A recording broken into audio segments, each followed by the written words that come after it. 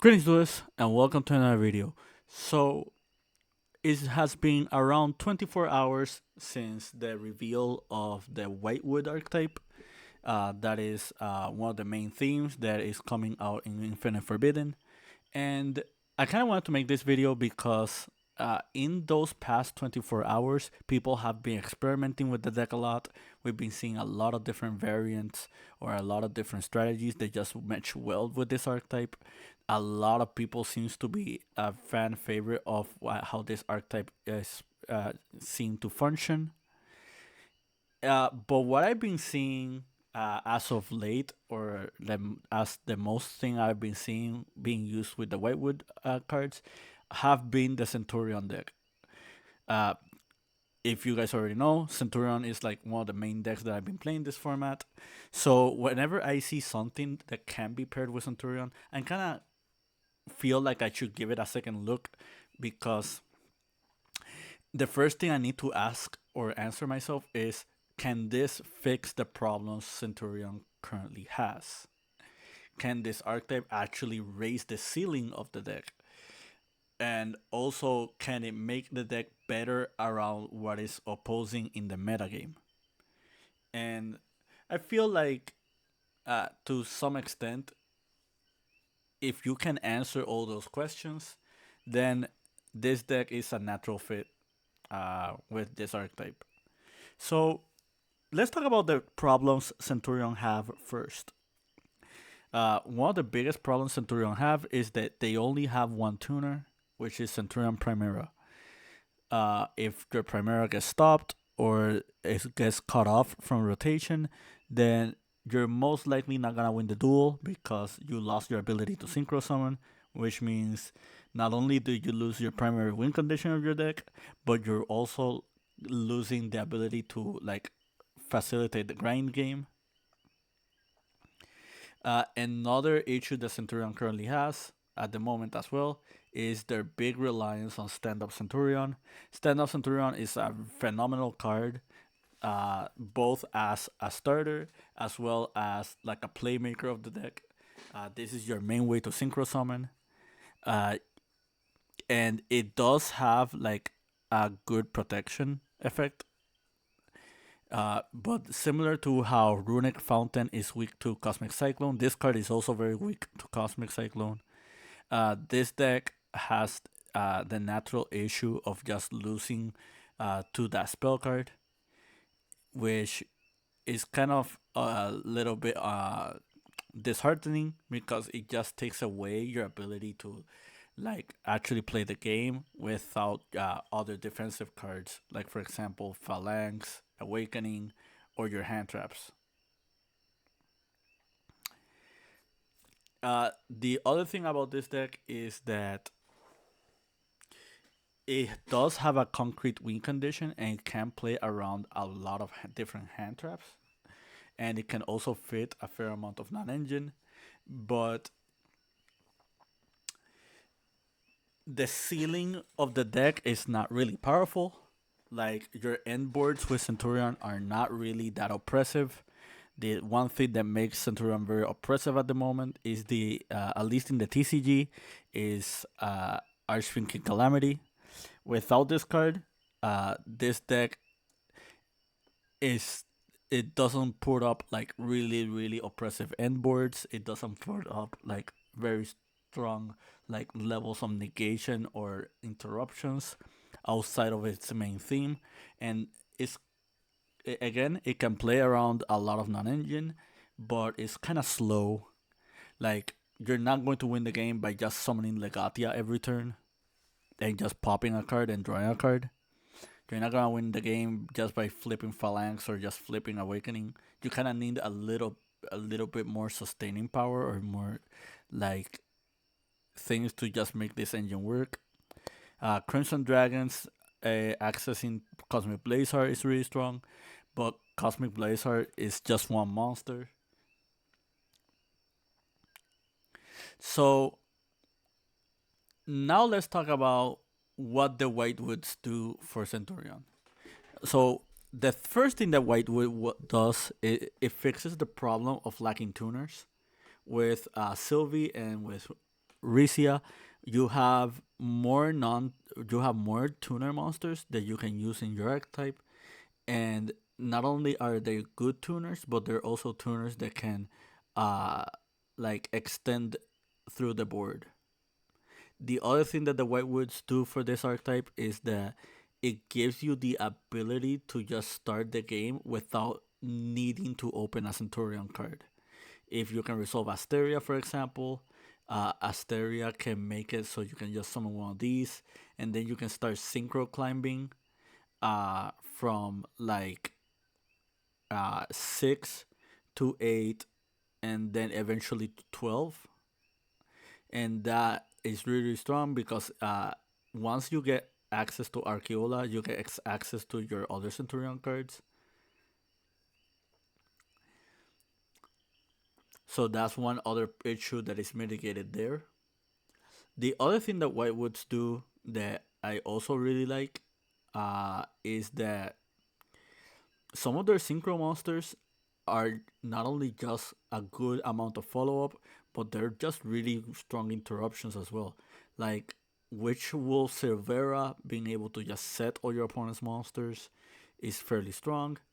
Arciela just being able to add any light spellcaster, so you can just add stuff like FF Veiler, or you can add another Primera, or just add like one of the other white woods and just like keep combo extending with them is also very strong. This also important to note because both Arciela and Silvera are tuners. So again, this fixes your problem of just lacking tuners in your deck. The other thing that is really strong about this engine is that both tuners are they have recurring effects, so you can pretty much like just recycle back your synchros, and you can just keep resummoning them every single turn, and that's really, really good because it just facilitates your grind game. Centurion is already known for being able to play a fair amount of non-engine, so the Whitewood package is not a huge package at all. It's like uh, 6 monsters and up to 3 to 4 spell and traps, so it's basically like 10 cards, and that gives you enough room for non-engine, because with your 10 Whitewood cards and your like for example 5 to 6 Centurion main deck monsters and then just like 2 or 3 of their spell and traps, you just have a fair enough chance to just play with a good amount of resources. So now that I explained like how good Whitewood is in theory, I kind of just want to show you what happened the first time I like grabbed this deck. This is literally the first test hand that I had, and it's a really good like hand as a whole because just with Emblema and Gargoyle, already have the full Centurion combo. However, Asteria plus Legend of Whitewood is also a really a strong combo, and you'll see why. So we're using Asteria's effect. Asteria is going to send the Whitewood Legend, and that summons Primera. And now we go Primera chaining 1, Legend chaining 2. So this is already strong because this plays around Ash Blossom.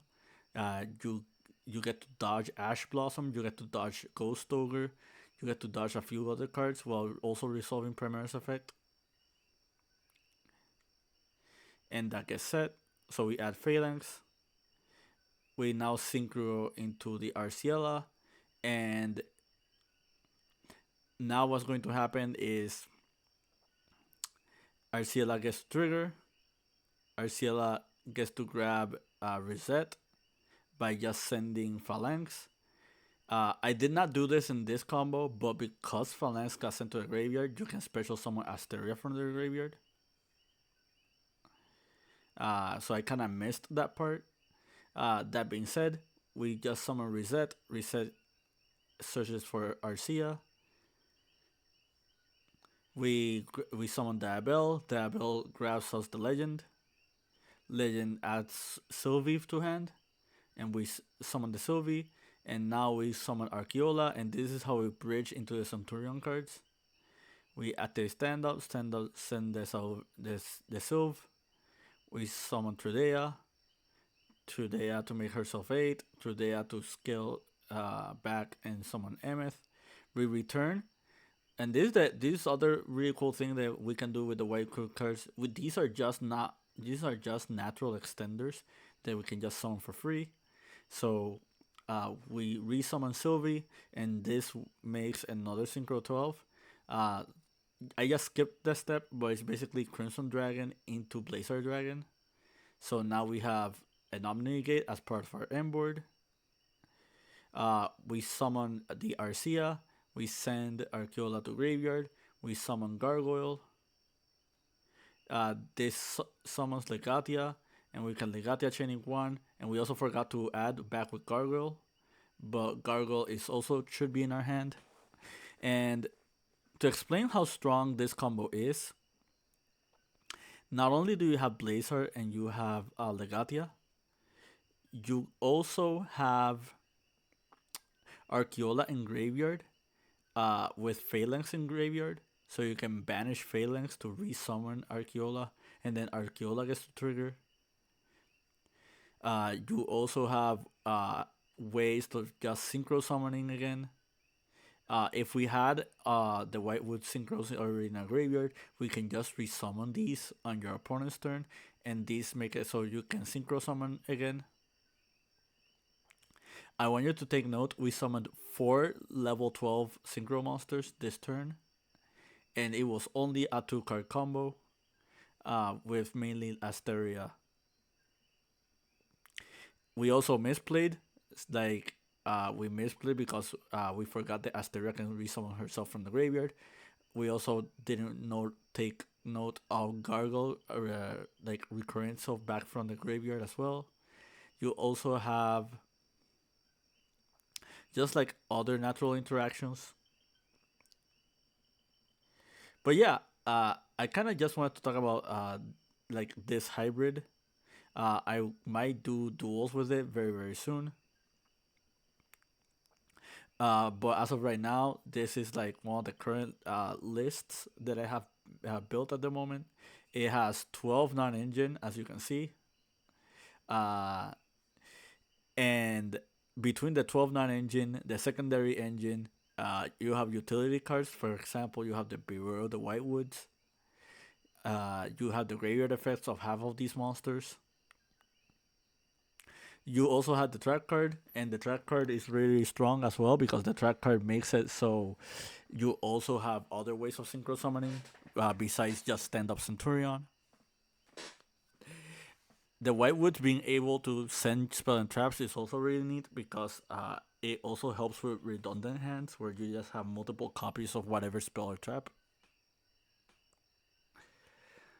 But yeah, this has been like my prerogative on Centurion with Whitewood. I didn't anticipate this like engine to be as strong as it is, but it actually ended up being that way.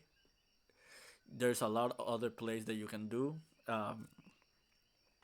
with this deck, and yeah, more videos coming soon. I'd say if this is legal for like our WCQ season, this is just one deck that you should be looking into. Uh, I really do believe Centurion is like one of the best ways to play this archetype, and I do think this archetype just fixes a lot of Centurion problems. But until then, keep practicing and keep doing.